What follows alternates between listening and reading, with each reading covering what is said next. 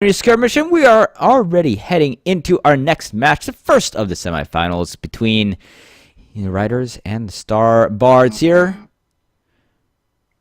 That was a weird noise. We are on Water Hazard, and I have actually not seen a competitive game on this map, so I'm very much looking forward to seeing how it goes. Of course, for a long time, this map was a 3v3. Made a 2v2 quite recently. Friendfish is our first ship on the red side. It's captained by... Who is this captained by?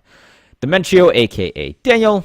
He's got a lumberjack up front with a mine launcher and a flare gun on the side. And on the Glib, captained by Luosi, we've got Artemis and a Hades on one side with a Gatling atom mortar on the other, and a Artemis up front. What do we have on the blue team, Mr. Beach Bum?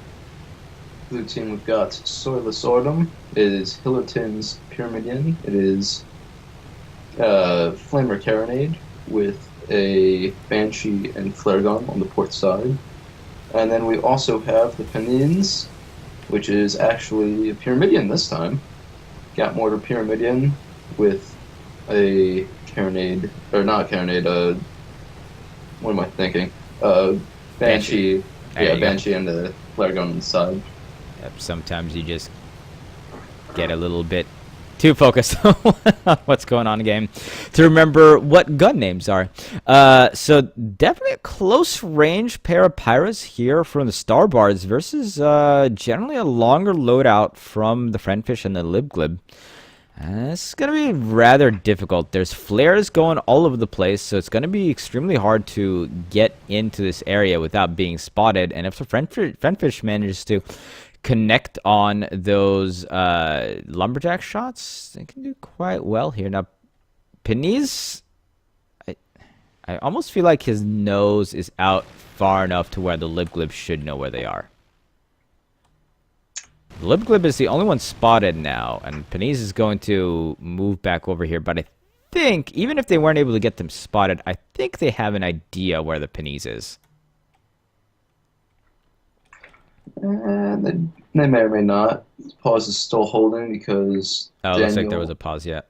Yeah, Daniel disconnected. And now we wait. We should be back. Yeah, I didn't see the pause there. Daniel I mean, there's a spot during the pause, but honestly, it didn't, like... Considering the Libglib and the Friendfish were holding position the entire time, I don't think that's that big of a deal. You know, it's not like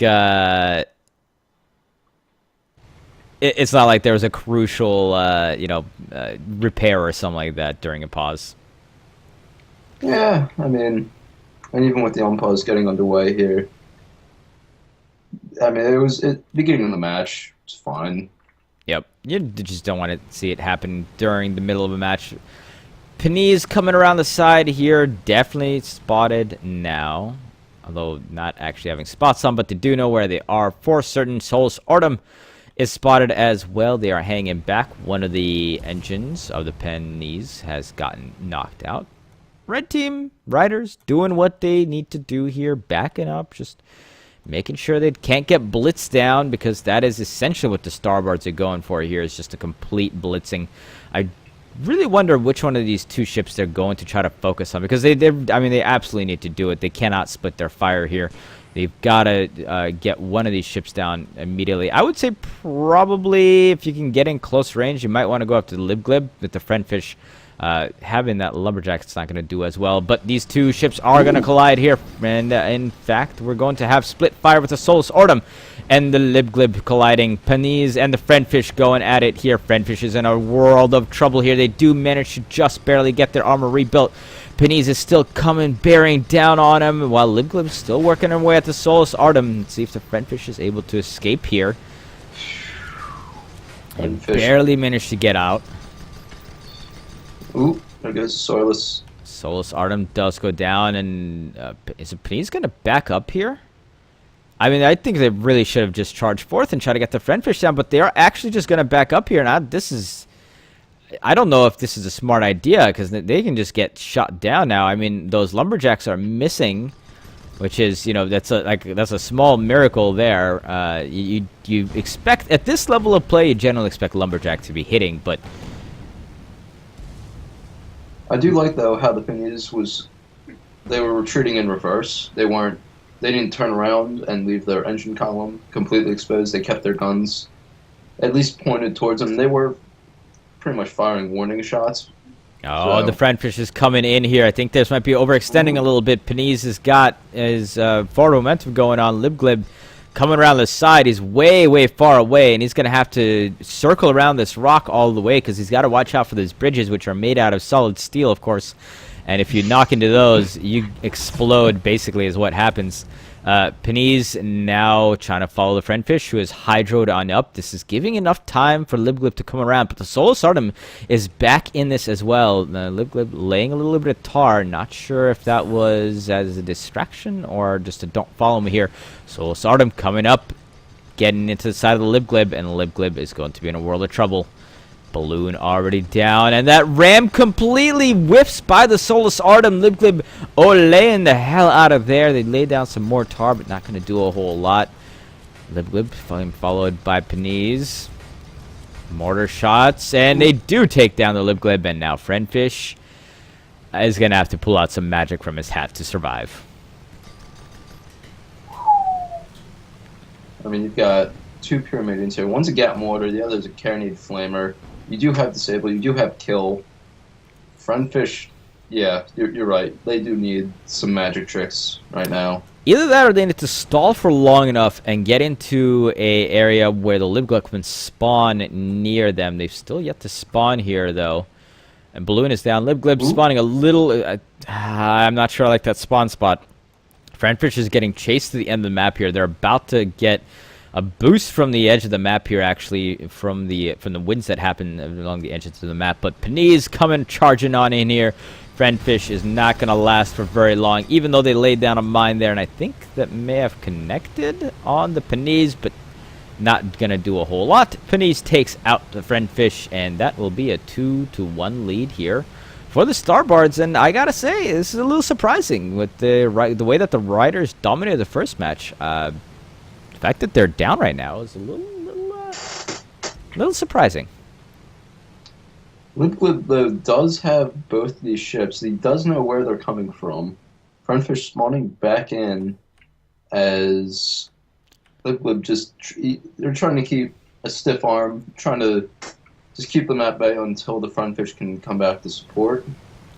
And we'll see if the two red ships can get together around somewhere around the middle here. It looks like the Libglib should have just enough time, but he is already under pressure. So if the Friendfish is not able to connect with a lot of those lumberjack shots, Libglib is going to be in a world of trouble. He already is. He's getting sat on by the Panise. That armor is already down, and Libglib is going to get destroyed in just a matter of moments here as those Gatlings come in once again.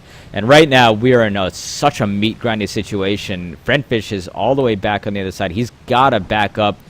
Gonna try to take some pot shots and knock out some balloons. Good job there getting the Panise down. But right now this is just we're in a really dangerous meat grind situation.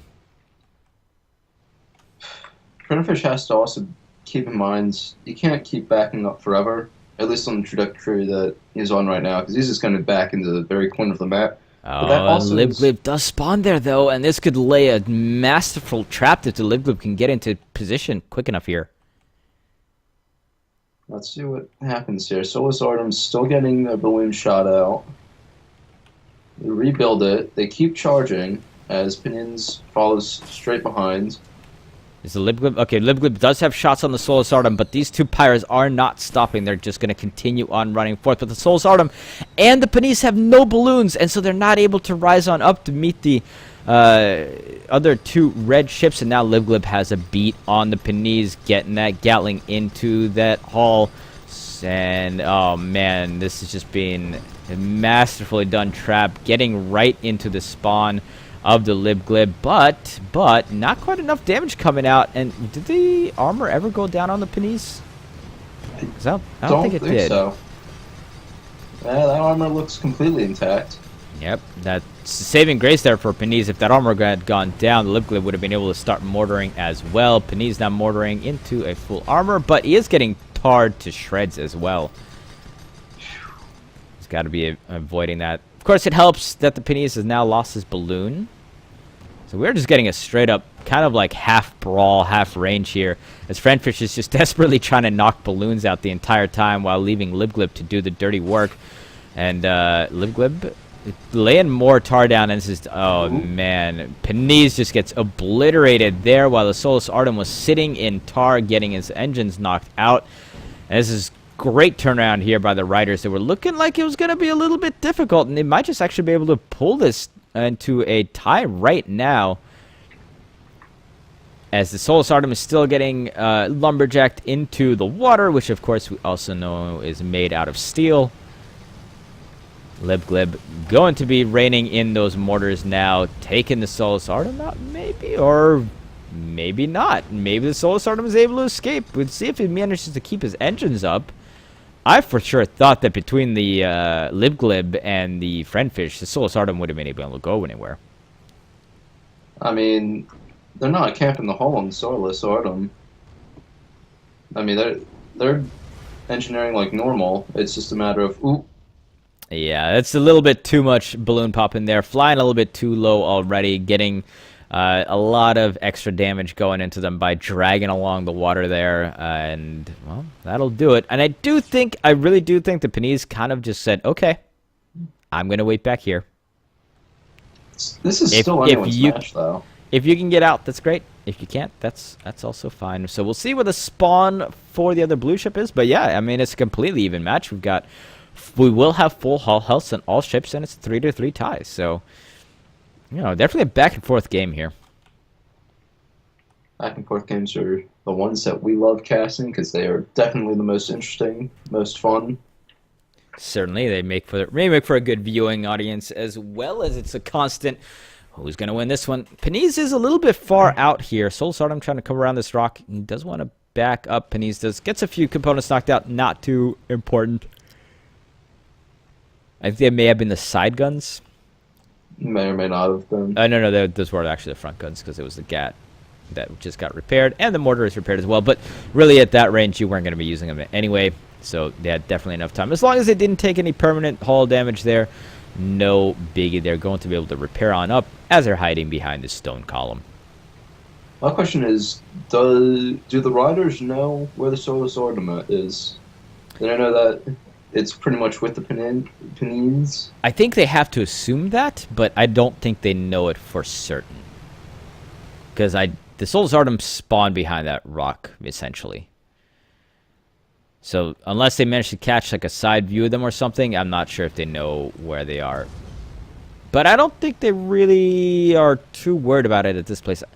I mean, I would figure that they know that the two blue ships want to be flying together, so they'd be somewhere in close proximity. But they're definitely going hard after the Panise.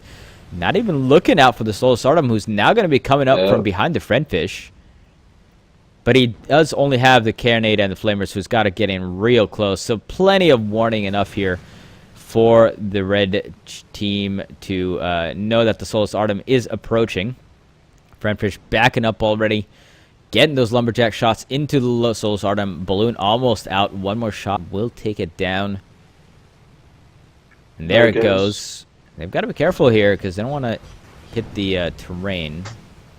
But at the same time, if they don't keep on advancing, they're not going to be able to do any damage. So it's a really like cat and mouse game currently.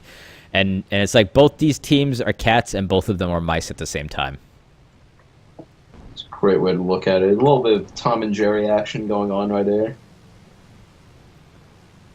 Solus Artem trying to decide what the best way to go about this is. He will probably just circle around this rock and try to get away from the lumberjack shots of the Friendfish, but does not want to crash at the same time. Takes a little bit of bump, takes a little bit of armor damage, but nothing too serious. Panise, in the meantime, is actually getting hammered here by the Libglib, getting half damage already, and Panise is just way out of sorts.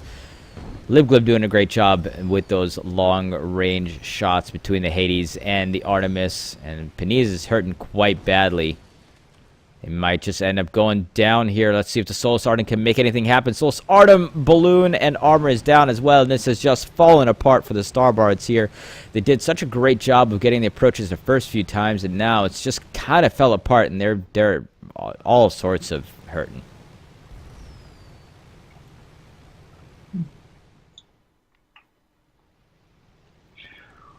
Solus Ardent looks like he's... I'm not even sure where he's trying to go. I think he was trying to go in between these two rocks, but then fell down too low because of the lumberjack shots. Taking a bounce along the ocean floor here. Paniz, in the meantime, is still getting hammered by the Libglib. Almost dead.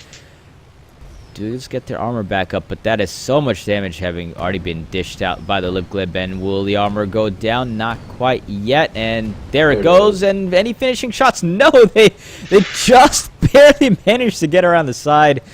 But, I mean, at this point, what do you do as the Paniz? You cannot really charge in without getting just totally smushed. It's going to be a difficult ride here for the Paniz to do anything. Solus Ardent, in the meantime, trying to make something happen against the Friendfish still, but the Friendfish has definitely got the beat on them.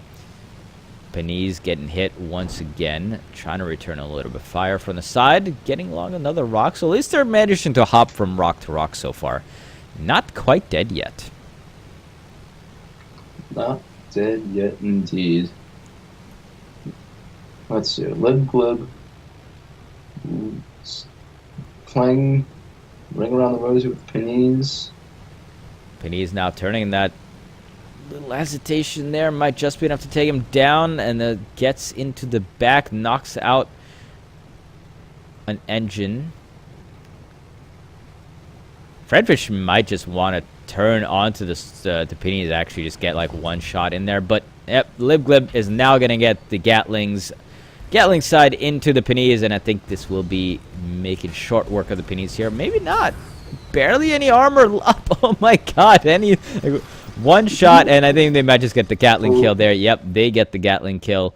Paniz finally does go down. Solus Ardent is in the back of Friendfish, but there it goes. There it goes. There's the flamethrower. There's a carronade. Yeah, it's just a little bit too little too late. Friendfish does get out of there. Solus Ardent going to back up, maybe try to regroup for one more fight here and see if they can make some magic happen. But is getting absolutely just peppered with shots as he's retreating.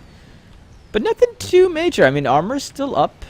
Barely, but armor's still up, and they are getting repaired. So, with the Hades being at that long range. Ooh, nice lumberjack shots. Knocking the balloon down. Armor does go down, but no more explosive damage able to take out any more of the hull. They are getting to be basically at max range for even something like a Banshee now. I think it is worth mentioning we are in reserve time now. The standard 20 minutes is up. Yeah, wait. 20, 15 minutes? 15, 15? I'm pretty sure it's 15. Rainforest, I'm tired, guys. But we are in reserve time. The pool to be used for the best of 3. Yep, is 10 minutes. So, I kind of expected it to be a little bit longer of a match on a map like Water Hazard, which is wide open after all. But it's also been a full of action, long match. It's not like there's ever been a complete lull. These two teams have basically gotten together after the little pause at the start of the match. They've basically gotten together and have been duking it out, making sure that they get position. It's not just, been one large ring around the rosy where no one knows where the other one is. So it pretty much hasn't been a match on Canyon Ambush. Exactly. Canyon Ambush, Anglian Raiders, those types of matches. This can take a while.